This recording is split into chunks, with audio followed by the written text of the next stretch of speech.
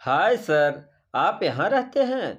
चंचल पुकार सुन मैंने पीछे गर्दन घुमाई तो जींस टॉप में एक आकर्षक लड़की को देख हैरान रह गया। मैं श्वेता, आपकी क्लास में पढ़ती हूँ। Third year. ओह हाँ, आज ही तो मैंने पहली क्लास ली थी। लड़की अब मुझे पहचानी सी लगने लगी थी। मैं आपके सामने वाले फ्लैट में रहती हूँ। अब तो हम मिलते रहेंगे। You are so good, so handsome. वह हाथ हिलाकर चली गई। मैं अवाक खड़ा उसे ताकता रह गया। भला पहली ही मुलाकात में कोई इस तरह कमेंट कर सकता है, और वह भी अपने गुरु से। खैर मुझे क्या, स्नेहा के बाद मैंने तो वैसे भी अपने स्टूडेंट से एक दूरी बनाए रखने की ठान रखी है। स्नेहा मेरी डायरी का वह पन्ना है जिसे फाड़कर फेंक देने के बाद भी एक पतली सी लकीर के रूप में वह अपने अस्तित्व का एहसास कराता रहता है। साथ ही अपने से जुड़े अन्य पन्नों को भी ढूल मूल करता रहता है। इंजीनियरिंग की पढ़ाई पूरी कर मैंने नई नई लेक्चरशिप ज्वाइनिंग की थी। स्नेहा मेरी प्रथम वर्ष की स्टूडेंट थी। पढ़ते पढ़ाते हम जाने कब एक दूसरे की नज़रों को भी पढ़ने लगे। जब वह अंतिम वर्ष में आ गई और घर में उसकी शादी की बात चलने लगी, तब उसने मुझे चेताया, मेरे घर मेरे हाथ मांगने के लिए आप अपने माता पिता को क्यों नहीं कहते। मेरा अपना कहने को ऐसा कोई नहीं था जो जाकर शादी की बात करता। माता पिता का देहांत हो चुका था और एकमात्र बड़ी बहन परिवार सहित विदेश में बस चुकी थी, जिससे कम ही संपर्क हो पाता था। लिहाजा मैं स्वयं ही जाकर उसके माता पिता से मिला, लेकिन उन्होंने इस रिश्ते को सिरे से नकार दिया। मेरी जाति, परिवार, नौकरी कुछ भी तो उन्हें पसंद नहीं था। बिजनेसमैन पिता ने बेटी के लिए बिजनेसमैन दामाद ढूंढकर उसका ब्याह रचा दिया। आम प्रेम कहानियों की तरह मेरी प्रेम कहानी को भी पूर्ण विराम लग गया। उसके बाद कुछ रिश्ते आए, लेकिन मेरी अरुचि देख सबने हाथ झाड़ दिए। तब से मैंने अपने स्टूडेंट से एक खास दूरी बनाए रखना शुरू कर दिया है। वैसे भी अब इन सब बातों की उम्र नहीं रही, लेकिन यह लड़की बाप रे बाप, पहले दिन से ही सिर पर चढ़ी आ रही है। एक से एक चुस्त और आकर्षक पहनावे में वह मेरे सामने आ धमकती। एक दिन तो रात को 10 बजे घंटी बजा दी। यह आज वाला टॉपिक कुछ समझ नहीं आया सर, जरा फिर से समझा दीजिए। मैं हड़बड़ा गया, फिर संभल कर बोला, अभी मैं कुछ आवश्यक नोट्स बना रहा हूँ, कल क्लास में समझ लेना। धड़ से दरवाज़ा बंद कर मैंने अपना पसीना पोंछा। अगले दिन कक्षा में 15 मिनट लगाकर मैंने वह टॉपिक फिर से समझाया। स्टूडेंट्स एक दूसरे को हैरत से देख रहे थे, तो मैंने सफाई दी। कुछ बच्चों को कल यह टॉपिक समझ में नहीं आया था, इसलिए दोबारा बता रहा हूँ। क्लास से बाहर निकलते वक्त आगे भीड़ में जाती श्वेता से मैंने पूछा, क्यों आज आ गया समझ में? मुझे तो कल ही आ गया था। उसने लापरवाही से गर्दन झटकी और चलती बनी। मेरा खून खौल उठा। यह लड़की अपने आप को समझती क्या है? इसके तो घर पर शिकायत करनी पड़ेगी। बित्ते भर की है और बाप की उम्र के आदमी से मस्खरी करती है। शाम को बाजार होते हुए घर लौटा तो श्वेता एक तस्तरी में डोसा सजाए मेरा इंतजार कर रही थी। उसकी हिम्मत देख मैं हैरान था। यह लड़की किस मिट्टी की बनी है?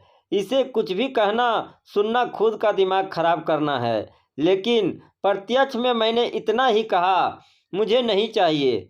ले लीजिए, मैंने घर पर बनाया है। सामने से एक मधुर आवाज़ गूंजी। मैंने आवाज़ की दिशा में सिर उठाया। कसीदे का प्याजी पटियाला सूट, उस पर गुलाबी दुपट्टा डाले एक सौम्य मूर्ति को सामने वाले फ्लैट के दरवाजे पर देख मैं हैरान रह गया। मेरी मम्मा, इतने दिनों में श्वेता की माँ से पहली बार मेरा आमना सामना हुआ था। मैं अपलक उन्हें निहार रहा था। सादगी, सौम्यता और सुंदरता की देवी मानो साक्षात मेरे सामने आ खड़ी हुई थी। सर, डोसा ठंडा हो रहा है, श्वेता ने चेताया तो मैंने चुपचाप उसके हाथों से तस्तरी थाम ली। फिर तो यह रोज़ का सिलसिला हो गया। कभी गाजर का हलवा तो कभी छोले भटूरे। उनका एक ना एक बर्तन हर वक्त मेरे यहाँ पड़ा रहता। एक बार मैंने संकोचवश मना भी किया। देखिए, यह रोज़ रोज़ अच्छा नहीं लगता। मैं तो आपको कुछ भी नहीं भेज पाता। क्या हर चीज़ कुछ पाने की आस में ही दी जाती है? इंसान अपने आत्मसंतोष के लिए किसी से कुछ नहीं बांट सकता। मैं और श्वेता तो आपको अपना समझ कर ये सब कुछ पकड़ा जाते हैं। आपको यदि नहीं पसंद है तो ठीक है, नहीं नहीं चलने दीजिए। मैं एकाएक बोल उठा था। शायद इसी को इमोशनली ब्लैकमेल होना कहते हैं। श्वेता पर भी अब मुझे गुस्सा नहीं आता था, बल्कि उसकी छेड़छाड़ मस्खरी का मैं भी आनंद उठाने लगा था। मुझे यहाँ आए महीना भर होने वाला था, लेकिन आश्चर्य की बात थी कि अभी तक श्वेता के पापा को मैंने नहीं देखा था। शायद दूसरे शहर में नौकरी करते हो। वैसे तो शारदा जी यानी श्वेता की मम्मी से भी मेरी मुलाकात कम ही हो पाती थी। मेरे कॉलेज जाने के बाद वे बैंक निकलती थी और शाम को बाजार का काम निपटाते हुए काफ़ी देर से घर लौटती थी, जबकि मैं दोपहर को ही लौटकर घर में बंद हो जाता था। अपनी अध्ययनशील और एकाकी प्रवृत्ति के कारण किसी से घुलने मिलने का मेरा स्वभाव नहीं था। यह तो श्वेता का खिलड़पन ही था जिसने ज़बरदस्ती मुझे उस परिवार से हंसने बोलने को मजबूर कर दिया था। या शायद कहीं बहुत अंदर दुबका हुआ शारदा जी के प्रति एक चोर आकर्षण, जो भी हो उस परिवार के प्रति मैं एक गहन अपनत्व महसूस करने लगा था। श्वेता की परीक्षाएं समाप्त हुई तो वह छुट्टियां बिताने अपने नाना नानी के पास सोलन चली गई। जाने से पूर्व मुझे सूचित करने आई। मुझे उदास देख बोली, उदास मत होइए सर, मम्मा यही है, उनके बैंक में छुट्टी नहीं है। उसकी दबंगता से हैरान मैं उसे ताकता रह गया। इस लड़की के मन में आखिर है क्या? कॉपी वगैरह चेक करने मुझे रोज़ ही कॉलेज जाना पड़ता था। एक दिन शाम को बाज़ार में सब्जी खरीदते वक्त शारदा जी से मुलाकात हो गई। लौटते हुए हम साथ हो लिए। घर जाने पर उन्होंने चाय का प्रस्ताव रखा तो मैं इनकार ना कर सका। शायद इसी बहाने उनके पति के बारे में कुछ पता चले। वे ताला खोलने लगी तो मैं पूछ बैठा। श्वेता के पापा शायद बाहर जॉब करते हैं। उनके मनोभाव देखकर लगा मैंने कोई अप्रिय बात पूछ ली है, लेकिन तीर कमान से निकल चुका था। मैंने बात को संभालने का प्रयास किया। उनको कभी देखा नहीं। इस गैस पर चाय चढ़ाते हुए वे निर्विकार भाव से बोली, वे अब हमारे साथ नहीं रहते क्या? मैं चौंक उठा। इस उत्तर की तो मैंने कल्पना ही नहीं की थी। कौशल जी, किसी भी इंसान की ज़िंदगी में सारे सुख तो नहीं मिल सकते ना। अपने माता पिता की इकलौती संतान हूँ। बहुत लाड़ प्यार से उन्होंने मुझे पाला, ऊंची शिक्षा दिलाई, अच्छी नौकरी मिल गई। फिर अच्छा घर परिवार देखकर उन्होंने मेरी शादी भी कर दी। पर चाय तैयार हो गई थी। हम अपने अपने कप लेकर बैठक में आ गए। आशीष की और मेरी निभ नहीं पाई।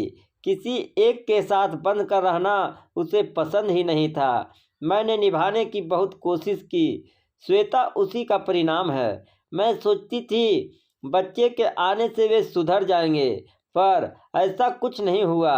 पता नहीं मेरा भाग्य खराब था या मुझ में ही कुछ कमी थी। नहीं नहीं, आप तो बहुत अच्छी हैं, बहुत। मैंने अपनी जीभ काट ली। मुझे यह सब नहीं कहना चाहिए। शारदा जी ने मेरी बात पर गौर नहीं किया। वे तो अपनी ही धुन में बोले चली जा रही थी।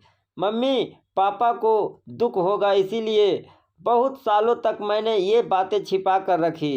कौशल जी, हम और हमारा समाज कितना भी प्रगतिशील होने का दम भर ले, लेकिन सच तो यही है कि नारी चाहे वह शिक्षित हो या अशिक्षित, घरेलू हो या कामकाजी, किसी न किसी रूप में घरेलू हिंसा की शिकार होती ही रहती है और अपने झूठे आत्मसम्मान की खातिर उसे छिपाए भी रखती है। श्वेता बड़ी हो रही थी, उससे और अपने मम्मी पापा से मैं कब तक हकीकत छुपाती। मेरी सहन शक्ति भी अब जवाब देने लगी थी। और जब एक दिन पानी सिर से ऊपर उठ गया तो मैं श्वेता को लेकर मम्मी पापा के पास चली गई। तलाक का नोटिस भिजवा दिया गया। आशीष तो छुटकारा चाहते ही थे। जल्दी ही हमारा तलाक हो गया। उन्होंने तो दूसरी शादी भी कर ली और अब शायद उस बीवी से भी खटपट चल रही है। मम्मी पापा ने वहीं नौकरी कर लेने का बहुत दबाव डाला, पर मैं श्वेता को लेकर फिर यहीं लौट आई। मैं क्यों बुज़दिलों की तरह भागूं या मुंह छुपाऊं? चौबीसों घंटे मम्मी पापा की आंखों के सामने रहकर क्यों उनकी सेहत खराब करूं? भरसक प्रयास करके भी वे मुझे दूसरी शादी के लिए राजी नहीं कर पाए। मैं कहती रही, अब तो श्वेता बड़ी हो रही है, उसकी शादी करेंगे। पर शारदा जी का मोबाइल घनघना उठा। श्वेता का ही फोन था। तुझे ही याद कर रही थी। शैतान को याद किया और शैतान हाजिर। माँ बेटी की वार्ता लंबी चलेगी सोचकर मैंने इशारे से जाने की इजाज़त ले ली, पर लौटकर भी मैं देर तक उन्हीं के बारे में सोचता रहा। शारदा जी के प्रति दिल सहानुभूति से भर उठा था। यह सहानुभूति थी या कुछ और, कह नहीं सकता, पर उनके प्रति दिल में श्रद्धा, प्यार, आकर्षण जो कुछ भी था वह पहले से कई गुना बढ़ गया था। श्वेता लौट आई थी और साथ ही लौट आई थी उसकी चुलबुली शरारतें, मस्ती चिढ़ाने की जिद। शारदा जी ये सब देखती तो अकेले में मुझसे क्षमा मांग लेती। श्वेता आपको बहुत सताती है, पर दरअसल वह मन ही मन आपको बहुत पसंद करती है और जिसे वह पसंद करती है उससे ऐसे ही मस्ती करती है। फिर बेचारी है भी तो कुछ ही दिनों की मेहमान, कल को चली जाएगी तो उसकी बातें शरारतें ही तो शेष रह जाएगी। वे अचानक गंभीर होकर आगे बढ़ जाती तो मैं भी भावुक हो उठता। सच में बेटी को पराई अमानत समझकर पालना और फिर शादी करके विदा करना कितना कष्टप्रद होता है। श्वेता अब कम नज़र आने लगी थी। कॉलेज भी कभी कभार ही आती। काम वाली बाई ने बताया कि उसकी तबीयत ठीक नहीं है।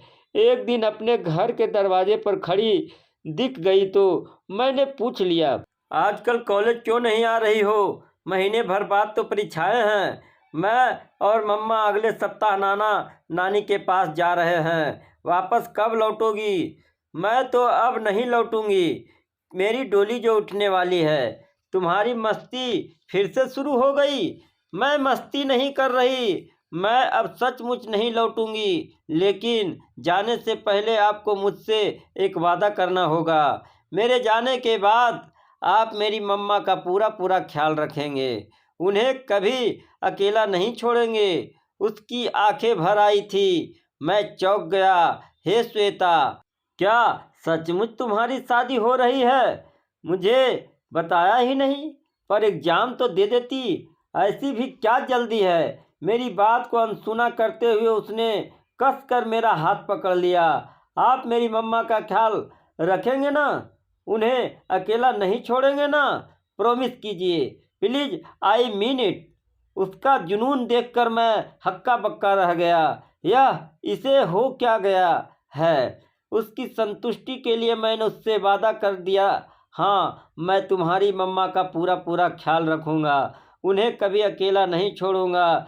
तुम भी मिलने आती रहना। वह चैन की सांस लेकर अंदर चली गई। मैं चेहरे पर नासमझी के भाव लिए कॉलेज चला गया, लेकिन मैंने निश्चय कर लिया कि शारदा जी से बात करूंगा कि वे श्वेता को परीक्षा जरूर दिलाए। इतनी पढ़ी लिखी होकर वे भला अपनी बेटी के भविष्य के साथ कैसे खिलवाड़ कर सकती है। दोपहर में घर लौटा तो शारदा जी कॉरिडोर में ही नजर आ गई। वे मोबाइल पर बात कर रही थी। हाँ मम्मी, सॉरी, पैकिंग कर ली है, पर इस पगली को देखे ना, फिर से वही जिद लेकर बैठ गई है। आपको मेरी बात माननी होगी। मेरे जाने के बाद आप अकेली नहीं रहेंगी। मैंने आपके लिए ये ढूंढ लिया है। मैंने आपके लिए वो बात कर ली है। जाने क्या बड़बड़ाती रहती है, बड़ी मुश्किल से डांट कर सुलाया है, इसीलिए तो बाहर आकर बात कर रही हूँ। मुझे आते देखकर वे चुप हो गई। अच्छा, बाद में बात करते हैं, कहकर उन्होंने फ़ोन काट दिया। आह, आप लोग सोलन जा रहे हैं? हाँ, मम्मी पापा ने इसी प्रॉमिस पर हमें यहाँ छोड़ा कि एक तो श्वेता हर छुट्टियों में उनके पास जाकर रहेगी और दूसरे उसके विदाई वहीं से होगी। उनकी आंखें भीग गई थी। माँ, मैं समझता हूँ आपकी और उसकी भावनाओं को, पर श्वेता के एग्जाम तो हो जाने देती। ऐसी भी क्या जल्दी है शादी की? शादी किसकी शादी? शारदा जी हैरत से मुझे देखने लगी तो मैं चकरा गया। कहीं उस लड़की ने मुझे फिर से बेवकूफ़ तो नहीं बना दिया? श्वेता की और किसकी? Oh my God! Sharda ji ने अपना सिर थाम लिया। मैं समझती रही आपको सब पता है क्या? मैं असमंजस के भाव लिए उनका भाव ताक रहा था। श्वेता को ब्लड कैंसर है। सोलन में हमारे परिचित डॉक्टर उसका इलाज कर रहे हैं। यहाँ भी मैं उसे डॉक्टर को दिखाती रहती हूँ। बीच में वह ठीक भी होने लगी थी, पर फिर डॉक्टरों ने जवाब दे दिया। तब हमने यही निश्चय किया कि अंत समय में उसे सोलन ले चलेंगे, वहीं से उसकी अंतिम विदाई। वे फपक पड़ी। मुझे अपने कानों पर विश्वास नहीं हो रहा था। संज्ञा शून्य हो गया था मैं। दुनिया में मुझसे बड़ा बेवकूफ़ और कौन होगा? शारदा जी को धैर्य बंधाने का भी मुझे होश नहीं रहा। बस श्वेता और श्वेता ही मेरी आंखों के आगे तैर रही थी। खिलखिलाती, मस्ती करती, मुझे लुभाने का प्रयास करती, मेरी परीक्षा लेती, मुझसे वादा लेती। उसकी हर हरकत में छुपा हुआ सच मेरे अवघड़पन की खिल्ली उड़ा रहा था। यह कहानी आपको कैसी लगी कमेंट के माध्यम से हमें ज़रूर बताएं और ऐसे ही कहानी सुनने के लिए मेरे चैनल को लाइक और सब्सक्राइब ज़रूर करें। धन्यवाद।